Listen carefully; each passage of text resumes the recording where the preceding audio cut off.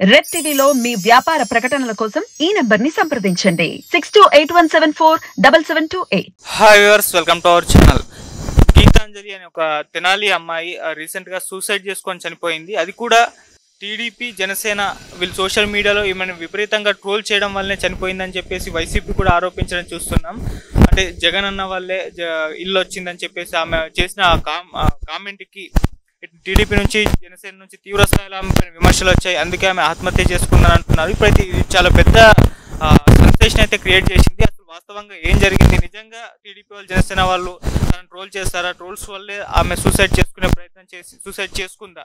So ఇదే అంశం మీద డిస్కస్ చేయడానికి ప్రజెంట్ మనతో పాటు ఒక కామన్ మ్యాన్ ఉన్నారు, వారితో ఒకసారి డిస్కస్ చేద్దాం. సో హాయ్ అండి. మరి గీతాంజలి అనే అమ్మాయి టీడీపీ జనసేన వాళ్ళు చేసిన ట్రోల్స్ వల్లే ఆత్మహత్య చేసుకొని చనిపోయిందని అంటున్నారు. మరి మీరేం చెప్తారు? ఒకటి, మనం ఈ విషయాన్ని క్లుప్తంగా పరిశీలిద్దాం. ఏంటంటే ఇప్పుడు ఏదో తెలుగుదేశం జనసేన వాళ్ళని తిట్టడము, వైఎస్ఆర్సీపీ వాళ్ళని తిట్టడము కాదు. ఫస్ట్ మనం నార్మల్గా ఈ విషయం ఏంటి, ఏం జరిగింది, అసలు ఏం జరిగిందని లోతుగా మనం విచారించినట్లయితే అది 5వ తేదీ మీటింగ్ జరిగిందంటండి. 5వ తేదీ మీటింగ్ జరిగితే అది వీడియో వాళ్ళ సోషల్ మీడియా పేజీల్లో పోస్ట్ చేసుకున్నారు. ఈ విధంగా పోస్ట్ చేసుకున్నారు.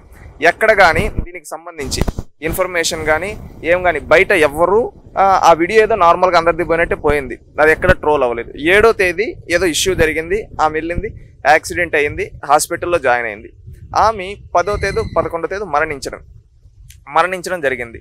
ఆ మరణించిన తర్వాత వీళ్ళు అప్పుడు ఎత్తుకొని మా తెలుగుదేశం వాళ్ళ వల్లే చనిపోయిందని చెప్పి అంటూ ఉన్నారు. అప్పుడు సరే, తెలుగుదేశం వాళ్ళు కొంతమంది సోషల్ మీడియాలో పోస్ట్ చేశారని చెప్తున్నారు. వాళ్ళు ఏంటో ఆమె క్యారెక్టర్ గురించి పోస్ట్ చేయలేదు, ఆమె ఇది అని చెప్పి పోస్ట్ చేయాలి, బూతులు పోస్ట్ చేయలే, ఏం పోస్ట్ చేయాలి. అమ్మ నువ్వు చెప్తూ ఉన్నావు 5 ఏళ్ళ అమ్మఒడి అని, జగన్మోహన్ రెడ్డి గారి కరోనా సమయంలో ఇవ్వలేదు అమ్మఒడి, ఈ విధంగా 3 సార్లు కదిచ్చింది, ఇది అబద్ధము అని చెప్పి వాళ్ళు ఫ్యాక్ట్ చెక్ లాగా చెప్పారు. ఇంటి పట్టా అంటున్నారు, అది ఇళ్ళ పట్టా మాత్రం ఇల్లు ఇవ్వలేదు అని చెప్పి చెప్పారు. ఇది వాళ్ళు చెప్పింది, వాళ్ళు మాట్లాడింది ఇదివరకు మాత్రమే. అది కూడా ఎప్పుడు జరిగింది తెలుసా? 10వ తేదీ జరిగింది. అంటే ఈ యాక్సిడెంట్ జరిగింది 7వ తేదీ జరిగింది. అంటే ఇక్కడ మీరు ఒకటి గమనించండి, 7వ తేదీ జరిగితే బయట నిజంగా ఈ విధంగా అవునుంటే వైఎస్ఆర్సీపీ వాళ్ళు ఆ రోజు ఎందుకు హైలైట్ చేయలేదు దాన్ని, ఆ రోజే కేసు ఫైల్ ఎందుకు చేయలేదు, ఆ రోజే ఇష్యూని ఎందుకు రైజ్ చేయలేదు? ట్రోలింగ్ స్టార్ట్ అయింది అని చెప్తూ ఉన్నారు కదా, ట్రోలింగ్ కాదు స్టార్ట్ అయింది. అక్కడ వాళ్ళ జనాలకి నిజాలు చెప్పారు, ఇది తప్పు, ఇది ఫ్యాక్ట్ చెక్ చేస్తే ఇది తప్పు అని చెప్పి అది 10వ తేదీ చెప్పడం జరిగింది. అంటే ఆమె 7వ తేదీ జరిగింది, 11వ తేదీ మరణించింది. ఈ మధ్యలో ఏం జరిగింది? ఇది ఇక్కడ రాజకీయాలు అనేది చేయకూడదు. అది ఆ మహిళకి ఏంటి, ఆమె వాళ్ళ భర్త చెప్పాడు 3 గంటలకు కాల్స్ వచ్చాయని, మళ్ళీ వచ్చి ఇంకొకటి ఏదో జరిగిందని, కొంచెం అన్కంఫర్టబుల్గా ఉందని. అది ఏం జరిగిందనేది వైఎస్ఆర్సీపీ వాళ్ళు ఎందుకు దీన్ని రాజకీయం చేస్తున్నారనేది వాళ్ళ విజ్ఞత వదిలేస్తూ ఉన్నాం. అక్కడ ఏం మళ్ళీ వాళ్ళకి కుటుంబాన్ని దగ్గరికి వెళ్ళి వాళ్ళపైన ప్రెషర్ పెట్టి అతను సజ్జల భార్గవ్ వచ్చి బయటకు వచ్చి ఈ విధంగా మేము చేయము, ఈ విధంగా చెప్తే వీళ్ళు ఇష్యూ చేస్తూ ఉన్నారు. మీరు చూడండి, గతంలో ఇది కొత్త కాదు వీళ్ళకి, శవ రాజకీయాలు చేయడం వైఎస్ఆర్సీపీ కొత్త కాదు. వాళ్ళ బాబాయ్ విషయంలో ఏం జరిగిందో, కోడికత్తి విషయంలో ఏం జరిగిందో, రాజశేఖర్ రెడ్డి గారి విషయంలో ఏం జరిగిందో చూసాం. అదే విధంగా ఈ అమ్మాయి ఒక మహిళను దాన్ని కూడా తీసుకుని ఈ విధంగా ఇష్యూ చేస్తూ ఉన్నారు, వాళ్ళు రాజకీయం చేస్తూ ఉన్నారు. నిజంగా చెప్పాలంటే సరే, వీళ్ళు అన్నట్టే వీళ్ళు అంటున్నారు కదా, వైఎస్ఆర్సీపీ వాళ్ళు తెలుగుదేశం వాళ్ళు ట్రోల్ చేశారు ఈ విధంగా అని చెప్పి. నిజంగా వైఎస్ఆర్సీపీ అఫీషియల్ పేజ్కి ఇప్పుడే ఓపెన్ చేద్దామండి, ఓపెన్ చేద్దాం, ఫేస్బుక్లోనే ఓపెన్ చేద్దాం. వాళ్ళు అంటున్నారు కదా ఏం కామెంట్లు వచ్చాయో ఇక్కడ మనం చూసేద్దాం. ఎందుకంటే ప్రజాక్షేత్రంలో ఎవరైనా తప్పు చేస్తే తప్పే, అది ఏ పార్టీ అయినా, ఈరోజు చంద్రబాబు నాయుడు అయినా, లోకేష్ అయినా, ఎవరైనా కానీ తప్పు చేస్తే ఆ జగన్మోహన్ రెడ్డి అయినా తప్పే ప్రజాక్షేత్రంలో. నిజంగా వీళ్ళు అంటూ ఉన్నారు కదా, ఈ వీడియో 2,09,000 వెళ్ళిందండి. దాంట్లో కామెంట్లు ఎన్ని వచ్చాయంటే 183, 1.1K shares, 9.7K views. YSRCP official పేజ్లో వాళ్ళు వేసింది 9.7K likes, 1.1K shares, 183 comments వచ్చాయి.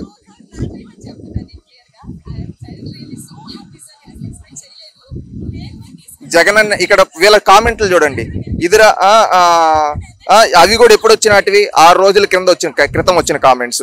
అది కూడా ఎవరు వైఎస్ఆర్సీపీ వాళ్ళు చేసుకోండి.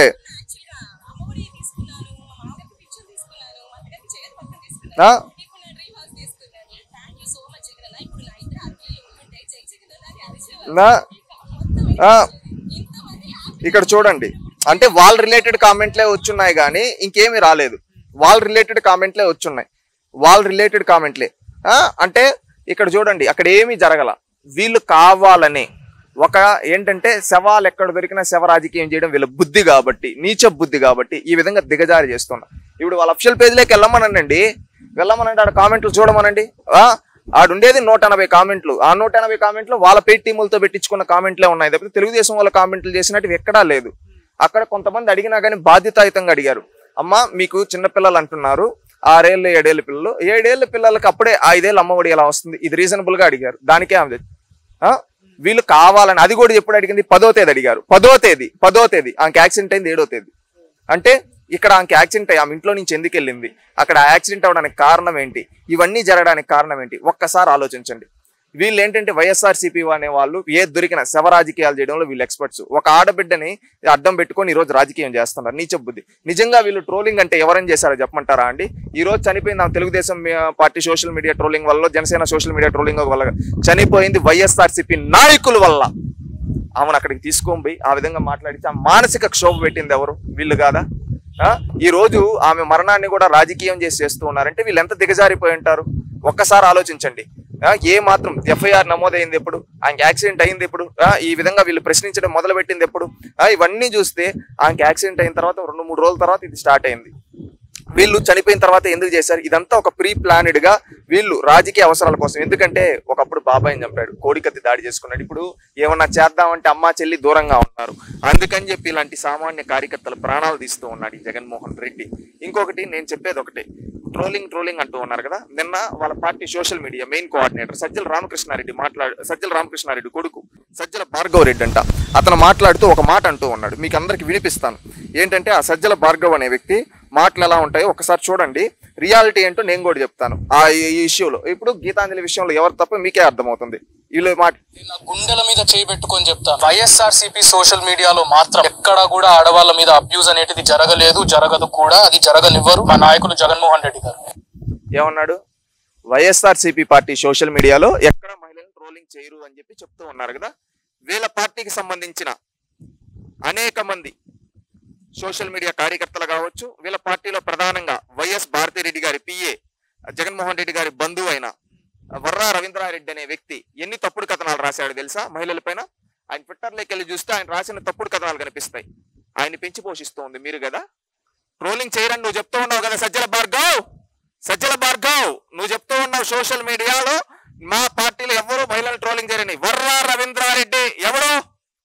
మీ పార్టీ వాడు కదా. భారతిరెడ్డికి జగన్మోహన్ రెడ్డికి దగ్గర వ్యక్తి కాదా? అతను మహిళల గురించి ఎంత నీచంగా రాస్తున్నాడు, తెలుగుదేశం పార్టీ మహిళల గురించి, అదే విధంగా జనసేన మహిళల గురించి నీచంగా రాతలు రాస్తూ ఉన్నాడు. వాళ్ళ పుట్టుకల గురించి రాస్తూ ఉన్నాడు, వాళ్ళ శీలాన్ని శంకించుతూ రాస్తూ ఉన్నాడు. అలాంటి నీచులు మీ పార్టీలో ఉన్నారు. వీళ్ళు ట్రోలింగ్ గురించి మాట్లాడతారు. భువనేశ్వరి గారినండి, బ్రాహ్మణి గారిని, ఆదిరెడ్డి భవానీ గారిని, వంగలపూడి అనిత గారిని, తంగిరాల సౌమ్య గారిని, తేజస్వి పడపాటి గారిని, సంగా తేజస్వి గారిని, ఉండవల్ల అనూష గారిని, అదేవిధంగా స్వాతిరెడ్డి గారిని, రమ్య పరశూరి గారిని, ఈ విధంగా చెప్పుకుంటూ పోతే లిస్టు తెలుగుదేశం పార్టీలో ఉండే ప్రతి మహిళని వీళ్ళ పార్టీ సోషల్ మీడియాలో వీళ్ళు ట్రోల్ చేశారు, వాళ్ళని తిట్టించారు, వాళ్ళపైన తప్పుడు కథనాలు రాశారు, అదే విధంగా వాళ్ళకి శీలాన్ని శంకిస్తూ రాతలు రాశారు ఈ వైఎస్ఆర్సీపీ సోషల్ మీడియా. అది ఈ ప్రపంచం మొత్తం చూసింది. ఈ రోజు బయటకు వచ్చి ఇతను నీతులు చెప్తాడు. చేసేది గుడిసేటి పనులు, చెప్పేవి నీతులు, శ్రీరంగ నీతులా? మీరు అంతవరకు వద్దమ్మా. తెలుగుదేశం పార్టీ జనసేన వాళ్ళ వరకు గోడొద్దు. మీ నాయకుడు యొక్క సోదరి రాజశేఖర్ రెడ్డి రక్తం పంచుకొని పుట్టిన షర్మిలా గారి కూడా 2 రోజుల క్రితం కంటిలో నుంచి నీళ్ళు వచ్చాయి కదా.